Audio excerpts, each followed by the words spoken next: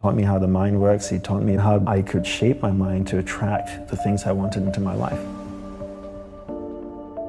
He showed me that nothing is impossible, that you can attain it if you really want. If you want to attract something in your life, you need to understand what that frequency is that you want, and then change the energy in your body to match that frequency. And when you do, you attract that. A lot of people talk about this law of attraction and stuff, but you never really understand it or explain it properly. And I think sometimes the New Age world can just get away by saying all kinds of, no, the law of attraction, and do this and do that, and it will attract it into your life. But there's no practical steps or actually understanding the science of how these things work. But once you really understand it and then put the hard work into it, these amazing tools have been around for millenniums. Monks have been using it for thousands of years. And you do affirmations a bit different. You kind of have 3 things that you do that makes them special. Concise choice of positive words, clear visualization, and feeling. And feeling being the most important component, because feeling is emotion, and emotion is energy, and energy is magnetic. Tesla had the saying, if you want to find the secrets of the universe, think in terms of energy, frequency, and vibration. Everything is made up of energy, and that energy is vibrating at a certain frequency. And your job is to match the frequency of what you want. Because that's harmony, right? If your team here can match your frequency, then you're all in alignment and on the same page. And then you work together. It's like a flock of birds that just flow in harmony. You see them flying in the sky, they never crash into each other. They all fly in harmony. It's like the old radios, right? You tune it, the station is 74.5 FM, and if you get to 74.4 FM, you get static and music. 74.6, static and music. 74.5, perfect music. 74.2, just static. And so your goal is to tune your energy to match the frequency of what you want. And then that's when that attraction comes. Concise positive words, clear visualization, and corresponding feeling. Right? The feeling is emotion. So when I say corresponding feeling, if you want something, you need to match the frequency of what you want. So remember what Tesla said, think in terms of energy, frequency, and vibration. So the same thing with concentration, right? Concentration is a science and an art. A science because there are clear steps that you need to take to work towards a goal, and an art because it requires repetition and practice, right?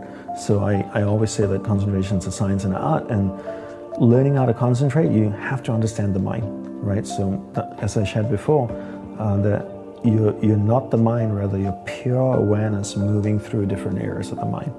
And I define concentration as my ability to keep my awareness on you for an extended period of time until I make a conscious choice to shift it to something else. So most people allow someone or something outside of them to control where their awareness goes. So I'm chatting with you, my phone goes bing, I pick it up, and my awareness gets dragged there. Another notification comes, my awareness goes there.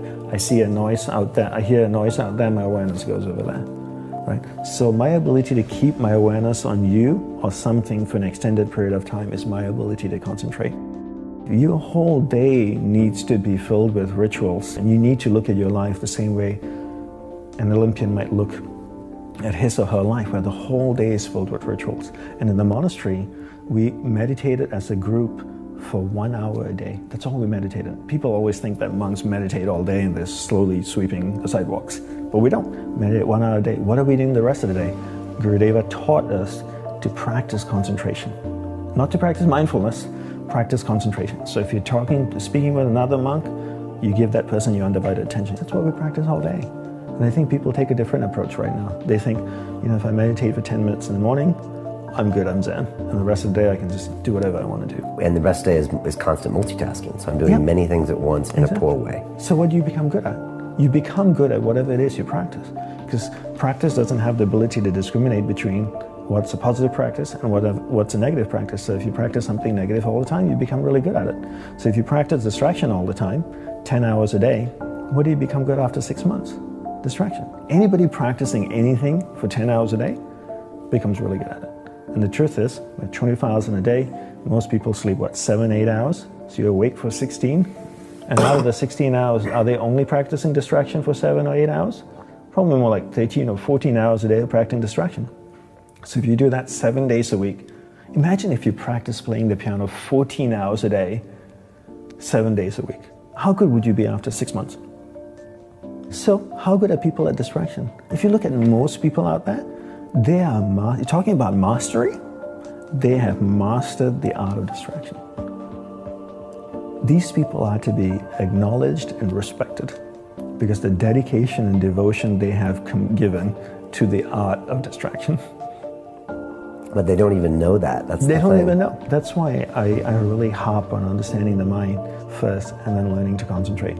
Because I feel if humanity can learn to do this, they can be better athletes, better artists, better martial artists, better singers, performers, sports people, engineers, doctors. Because at the center of success is your ability to harness the power of mind and direct it in a single pointed focus towards one thing. Stay with it long enough so that you can come to solutions, create beautiful things. But if you can't concentrate, you can't do any of these things. And we can't solve the problems of the world